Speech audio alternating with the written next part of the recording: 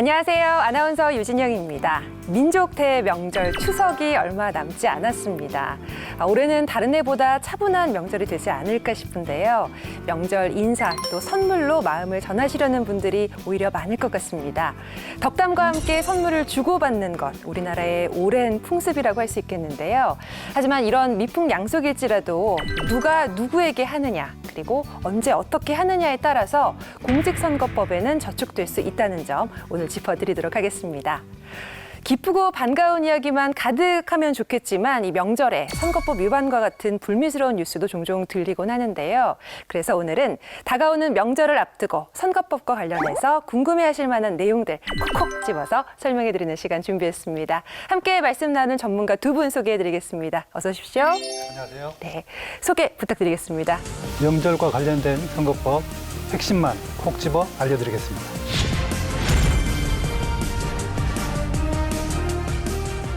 정치인의 명절 인사는 일상생활에서 무심코 접하게 되는데요. 오늘 정확한 정보를 알려드리기 위해 아는 지식 전부 풀어드리도록 하겠습니다.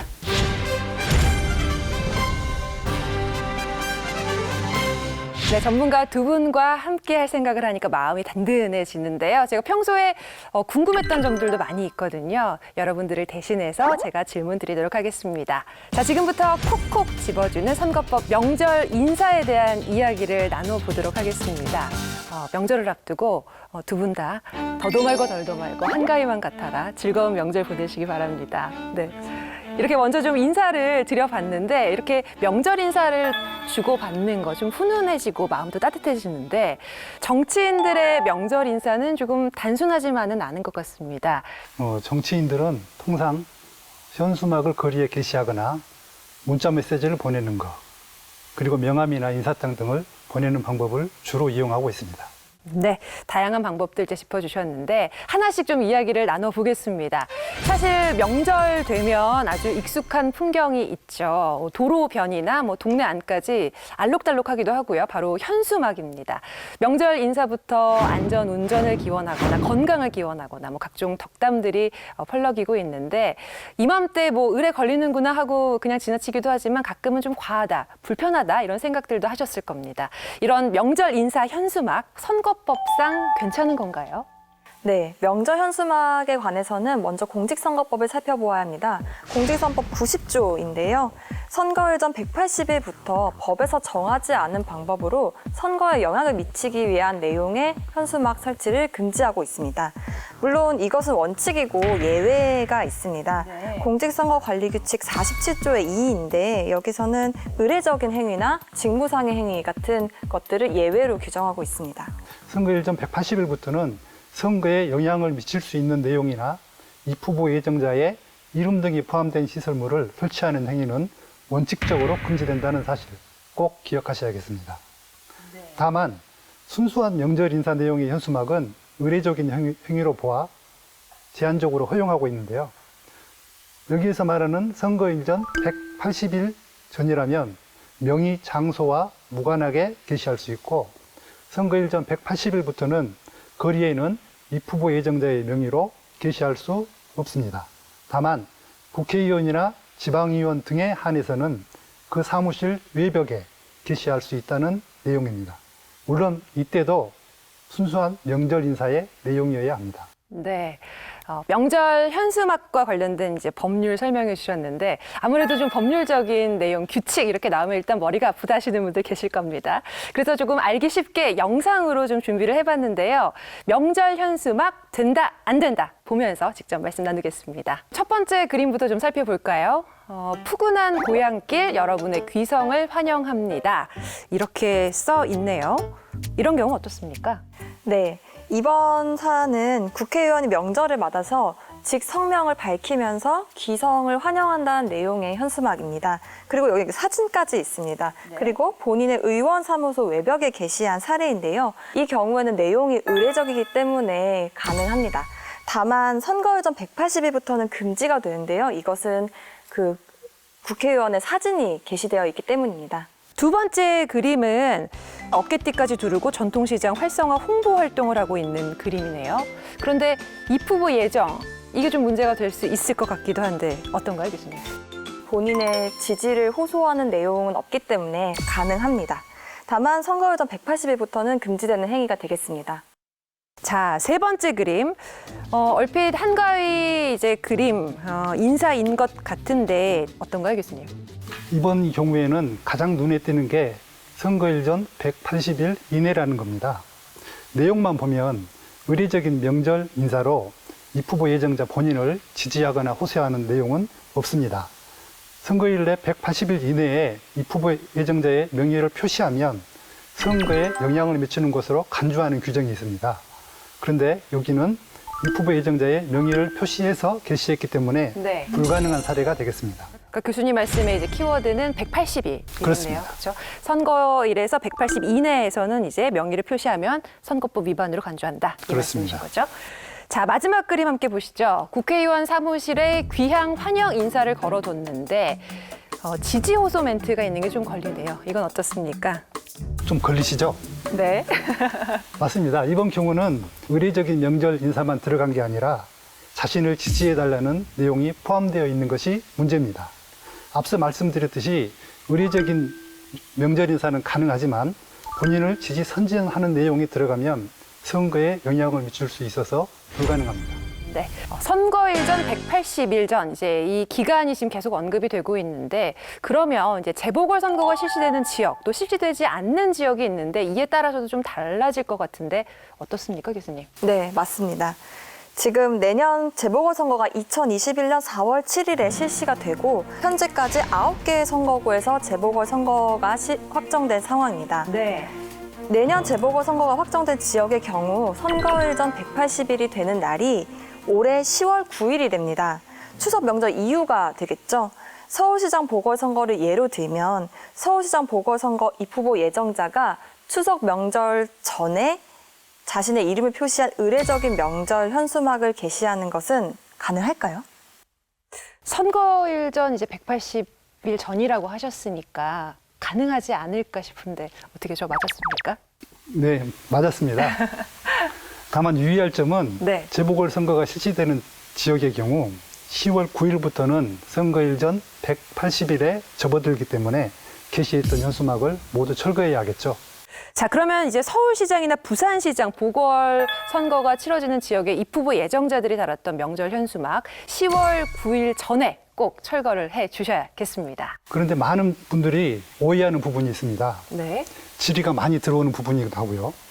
뭐냐면 서울시장 보궐선거의 경우 서울시 안의 지역이라도 보궐선거 입 후보 예정자가 아닌 국회의원이나 지방의원 등은 바로 철거하지 않아도 됩니다.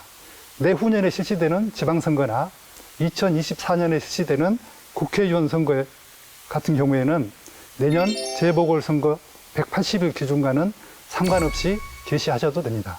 네, 이렇게 사례로 직접 알려주시니까 좀 이해가 쉽게 되는 것 같은데요. 자, 그렇다면 우리나라에서는 설, 추석 인사도 있지만 이제 연말도 다가오죠. 또 크리스마스 있습니다. 이럴 때에도 덕담이나 인사를 주고받곤 하는데 올 연말 인사의 경우에는 좀 어떤지 궁금하거든요. 어떻습니까? 네, 연말 인사의 경우도 명절과 마찬가지입니다. 공직선거법에서는 정월, 대보름 등 세시풍속, 연말 연시, 농번기 이런 것들 다 명절의 범위에 포함시키고 있기 때문에 의례적인 내용으로만 하는 것은 모두 가능합니다.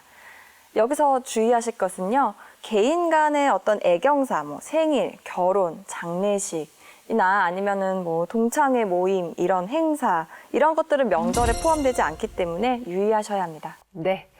자, 이렇게 명절 현수막에 대해서 좀 자세히 알아봤습니다. 즐거운 귀성길에 눈에 띄는 명절 인사 현수막, 이제 좀 눈여겨보시면서 오늘 배운 사례들 직접 적용해 보시는 것도 좋을 것 같습니다.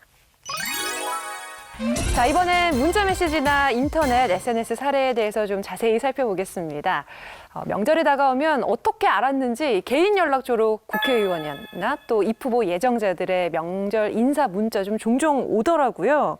이런 경우 좀 직접 또 받아보셨죠? 예, 그렇습니다. 지금까지 현수막에 대해서 말씀드렸는데 인터넷을 이용하거나 문자 메시지 같은 경우에는 조금 쉽습니다. 인터넷이나 문자 메시지를 이용한 선거운동은 상시 허용됩니다. 자, 어떤 그런 공직선거법을 저희가 좀 살펴보면 좋을까요, 같이? 예, 이와 관련해서는 공직선거법 58조와 59조를 살펴보아야 합니다. 58조에서는 선거운동의 정의를 규정하고 있고 59조에서는 선거운동을 할 수 있는 기간을 규정하고 있습니다. 네. 먼저 선거운동이란 선거에서 당선되거나 당선되게 하거나 당선되지 못하게 하는 행위를 말하는데요. 선거운동은 선거 기간 개시일부터 선거일 전일까지 할 수 있습니다. 그렇지만 문자메시지나 인터넷을 이용한 선거운동은 상시 가능하고요. 다만 여기서 자동동보통신이나 전송대행업체를 통한 발송은 후보자와 예비후보자에게만 허용되는 방법입니다. 순수한 명절 인사 내용의 문자 메시지나 전자 우편 등은 선거 운동이 아니므로 시기와 방법과 무관하게 발송할 수 있습니다.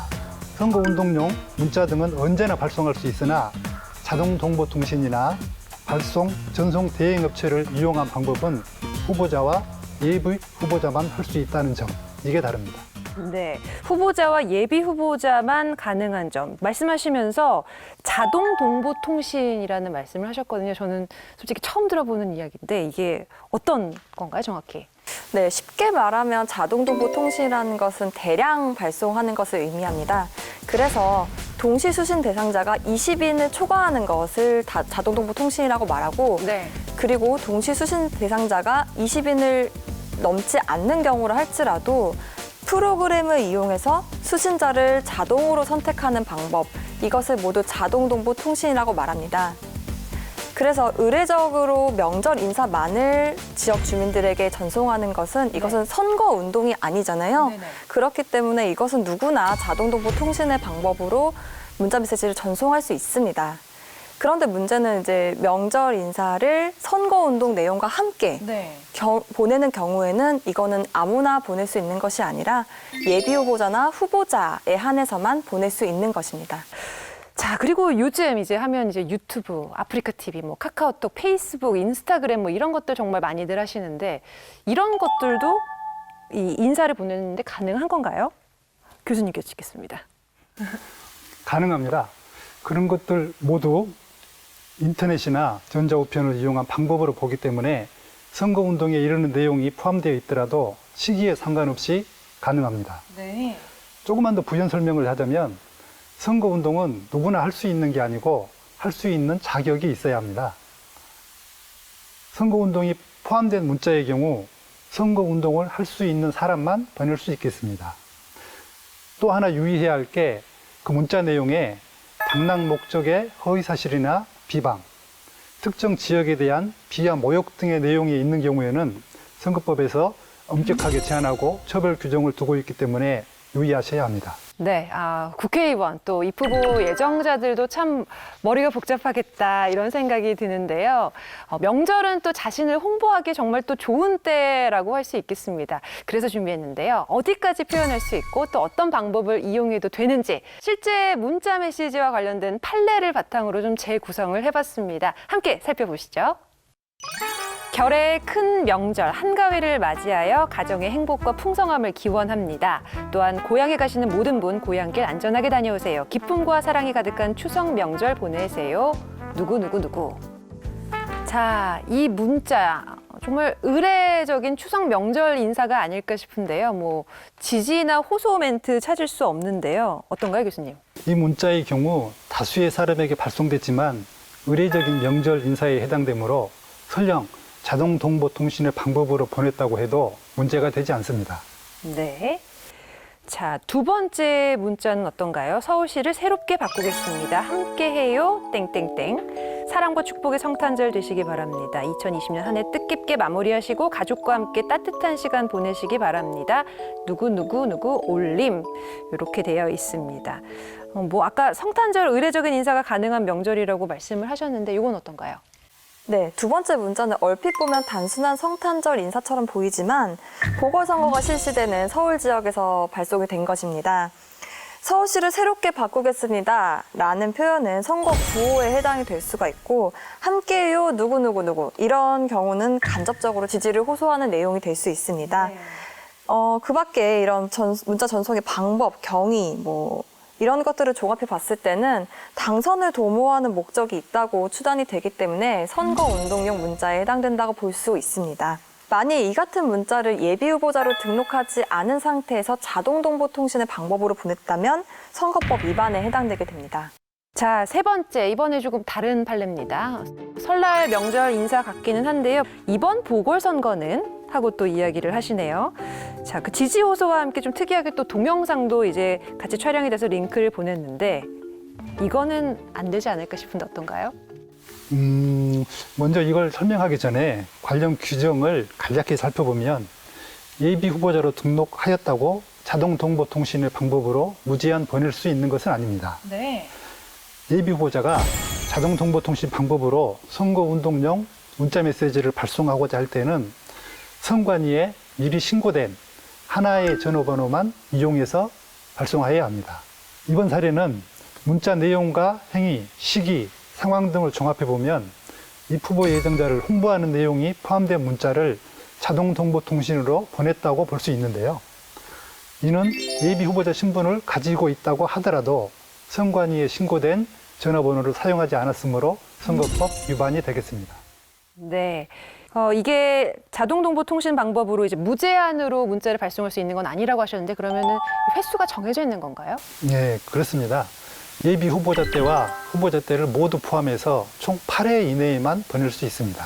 네. 횟수가 정해져 있다는 점도 기억을 해주시기 바랍니다.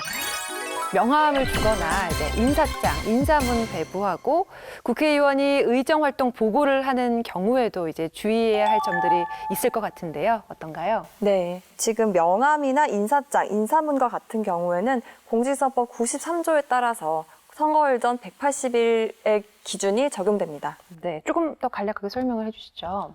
관련 조문을 간략히 설명드리면 선거일 전 180일부터는 선거법에서 정하고 있지 않은 방법으로 선거에 영향을 미치게 하기 위해 후보자를 지지 반대하거나 후보자 성명을 나타내는 인사장, 인쇄물, 녹화물 등을 배부, 첩보, 상영 게시할 수 없도록 하고 있습니다. 물론 여기에서도 사회상규 등에 반하지 않는 의례적인 인사장이나 명함 교부 등을 무조건 제한하는 것은 아니고요. 이 후보 예정자 명의의 인사장이나 인쇄물 등이 선거에 영향을 미치게 하기 위한 것이냐 아니냐에 따라 달라지게 되겠습니다. 제가 몇 가지 사례를 말씀드리겠습니다. 자신의 지인들에게 의례적인 내용으로 명절 인사장을 보내거나 아니면 음성으로 된 명절 인사문을 보내는 것은 가능합니다. 그런데 지인의 범위를 벗어나서 불특정 다수의 선거구민을 대상으로 이런 명절 인사장을 보내는 것은 선거법에 위반됩니다. 네, 이 후보 예정자도 사람들의 관계를 또 중요시할 수밖에 없는데 명절을 맞아서 예의로 어느 정도의 이제 도리는 할 수 있을 거라는 생각이 드는데 말씀하신 이제 지인 그것도 사실상 굉장히 좀 주관적인 기준이 있지 않을까 싶은데 이거 어떻게 구분할 수 있나요? 그렇습니다. 정확하게는 지면이나 친교가 있는 관계라고 말할 수 있겠습니다. 말씀하신 것처럼 무자르듯이 자를 수는 없습니다. 다만 선례에서는 사교의 형태가 지속적으로 유지되고 서로의 문안을 교환할 수 있는 사이 또는 썩 가깝게 지내는 사이라고 보고 있는데요. 네. 실제 사례가 발생되면 이런 선례를 바탕으로 행위자, 목적, 시기 대상 등을 종합적으로 고려해서 개별적으로 판단해야 합니다. 네, 뭐 판단하는 것도 쉽지 않을 거란 생각도 드는데 좀 추가적으로 좀 설명을 더 해주신다면요. 네, 그 명절 때는 의정활동 보고서를 보내는 경우가 많습니다. 그리고 여기에 명절 인사장을 부수적으로 첨부하는 거죠. 이런 것 또한 가능합니다. 그런데 여기서 주의해야 될 것은 의정활동 보고서 자체에 그 차기 선거에서의 지지를 호소한 내용이 있어서는 안 됩니다. 네, 주의하셔야겠습니다. 공직선거법 명절 인사편 코코 포인트 짚어드립니다. 명절 현수막에 이 후보 예정자의 소속, 이름까지 게재해서 게시할 수 있는 건 선거일 기준 180일 전까지라는 사실 꼭 확인하시고요. 명절이나 크리스마스 등 각종 기념일에 의례적인 인사를 문자메시지나 전자우편으로 보내는 것은 가능하나 선거운동에 이르는 내용이 포함된 경우에는 선거운동을 할 수 있는 자인지 자동동보통신의 방법인지 등에 따라 달라진다. 자동동보통신의 방법으로 선거운동용 문자를 보내는 것은 후보자와 예비후보자만이 할 수 있고 그 횟수는 합쳐서 8회를 넘을 수 없으며 발송용 번호는 선거관리위원회에 신고한 한 개의 전화번호만 사용해야 한다. 선거일 전 180일부터는 불특정 다수의 선거 구민에게는 보낼 수 없다. 네, 오늘 우리가 공직선거법, 그중에서도 명절 인사와 관련된 내용을 콕콕 집어서 이야기한 이유가 있죠. 바로 2021년 4월 7일 재보궐선거가 있기 때문인데요. 먼저 재보궐선거가 무엇인지 좀 간략하게 설명을 부탁드립니다. 재보궐선거는 재선거와 보궐선거를 한꺼번에 부르는 말입니다. 재선거는 당초 실시한 선거에 대해 선거 무효의 판결이 있거나 당선인의 당선이 무효로 됐을 때 다시 실시하는 선거이고, 네. 보궐선거는 당선인이 임기 중에 사직하거나 사망하거나 피선거권이 상실되어 빈자리가 생겼을 때 이 빈자리를 메우기 위해 실시하는 선거입니다. 두 선거 모두 전임자의 자녀 임기만큼 재임하게 됩니다. 참고로 대통령의 빈자리가 생겼을 때는 보궐선거라는 표현 대신 고리선거라는 표현을 쓰고, 그 임기는 전임자의 자녀 임기가 아니라 새로 시작되어 5년입니다. 네, 그렇군요. 자, 그러면 재보궐선거를 앞두고 주의해야 할 점 어떤 게 있을지 좀 짚어주시죠. 매년 4월 7일에 실시되는 재보궐선거의 선거일 전 180일은 좀 전에 말씀드렸듯이 점점 다가오는 10월 9일 한글날이라는 점. 우리가 지금까지 살펴본 명절 인사와 관련해서 재보궐선거 지역의 입후보 예정자나 선거 구민께서는 선거일 전 180일부터는 제한되는 부분이 많으니 유의하셔야겠습니다. 특히 재보궐선거 지역의 입후보 예정자가 이번 추석 명절 현수막을 게시하셨다면 반드시 10월 8일 전에는 철거해야 하셔야 한다는 점 잊지 마시기 바랍니다. 내년 재보궐선거의 경우 서울특별시장과 부산광역시장 선거를 포함해서 총 9건의 재보궐선거가 확정된 상태입니다. 서울과 부산, 대한민국의 제1의 도시와 제2의 도시인 만큼 유권자의 수만 해도 전체 대한민국 국민의 4분의 1인 1,300만 명에 이릅니다. 그리고 이 선거에서 선출되는 공직자의 임기 또한 2022년 6월 31일까지니까 남은 임기가 결코 짧다고 할 수 없습니다. 그렇기 때문에 국민 여러분의 많은 관심과 참여가 필요합니다. 네, 콕콕 집어주는 선거법 명절 인사편 함께 했습니다. 두 분 덕분에 오늘 궁금했던 점도 좀 시원하게 풀리셨는지 모르겠습니다. 깨끗하고 올바른 선거 문화 정착, 국민 한 사람 한 사람의 관심에서부터 시작됩니다. 함께 해주신 여러분 고맙습니다.